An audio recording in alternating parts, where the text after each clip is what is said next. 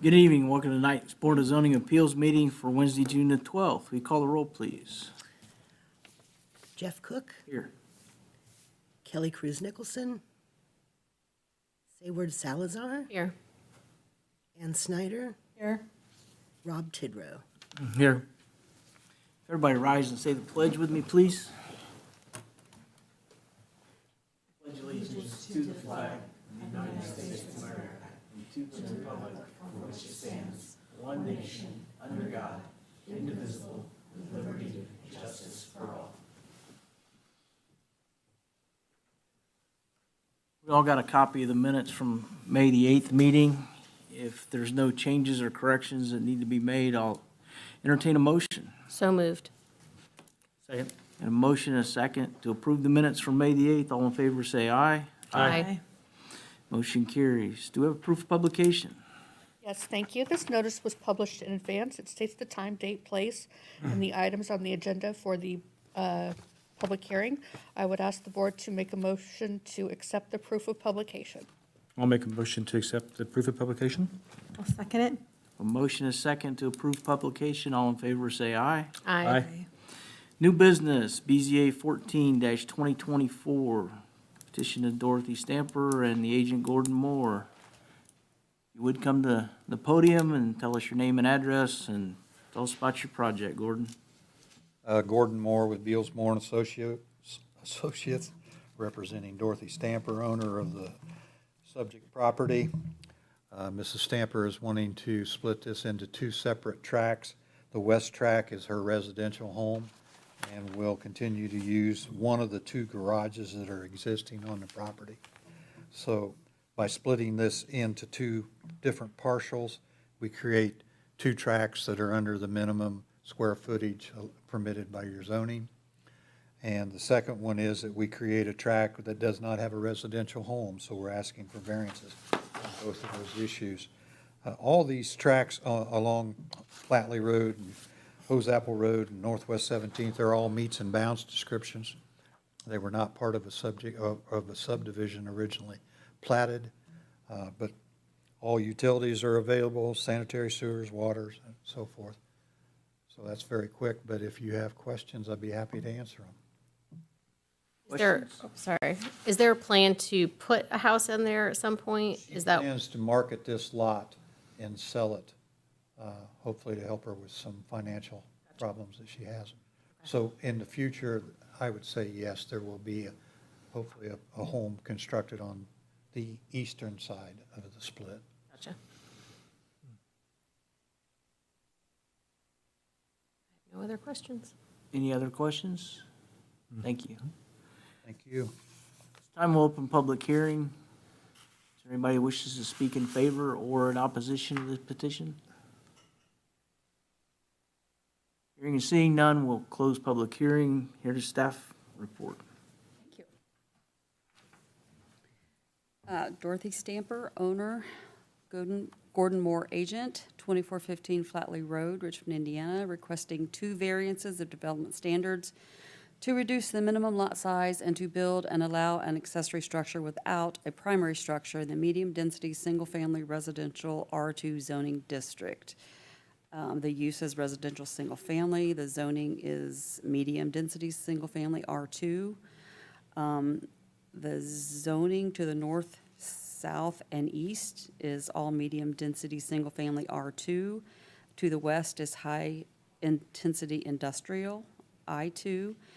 The land use to the north, south, and east is residential single-family. To the west is light manufacturing.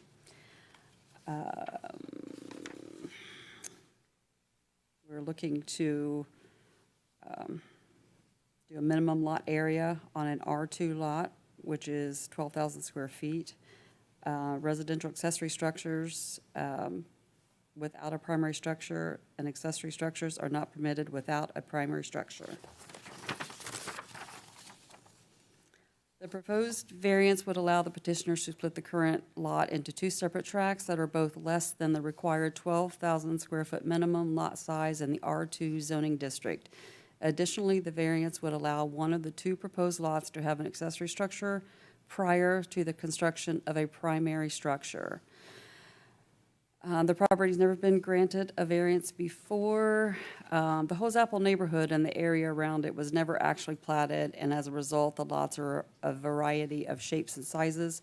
The lots in the neighborhood are supposed to adhere to the R2 zoning standards, yet given their inconsistent characteristics, do not lend themselves to the standardization of the R2 zoning district.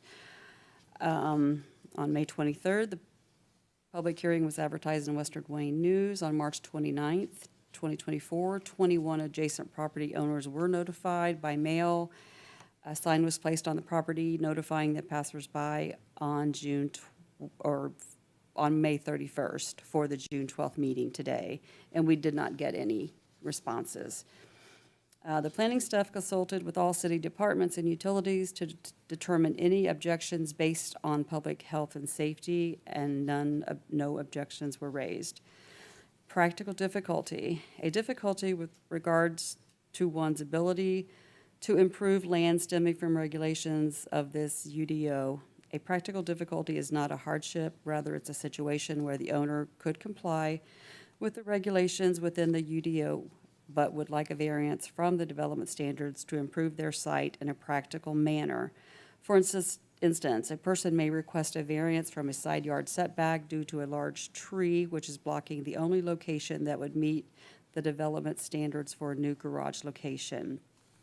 Staff recommends approving the petition to allow the reduction of the 12,000 square foot parcel to be split into two parcels. One will be 9,450 square feet and one with 9,714. And it includes the accessory structure of 1,152 square feet.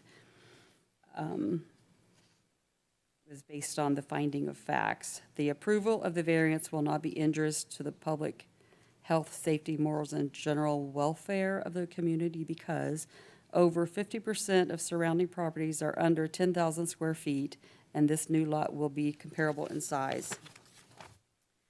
Number two, the use and the value of the area adjacent to the property included in this variance will not be affected in a substantially adverse manner because a new home in this area should increase adjacent property value. Number three, the strict application of the terms of the ordinance will result in practical difficulties in the use of the property because, due to the size of the senior tract, it is not possible to create two new tracts which would contain 12,000 square feet. And there are no written commitments. And be happy to answer any questions. Any questions of staff? I have none. That I'll entertain a motion. I'll make a motion to accept BZA 14-2024 with the finding of facts and staff report. Second.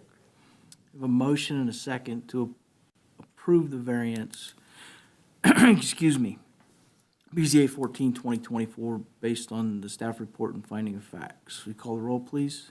Jeff Cook, Aye. Kelly Cruz Nicholson, Sayward Salazar, Aye. Ann Snyder, Aye. Rob Tidrow. Aye. Motion carries. Good luck. I would like to thank Ann for her short stint on BZA due to her moving and relocation. Thanks. We appreciate your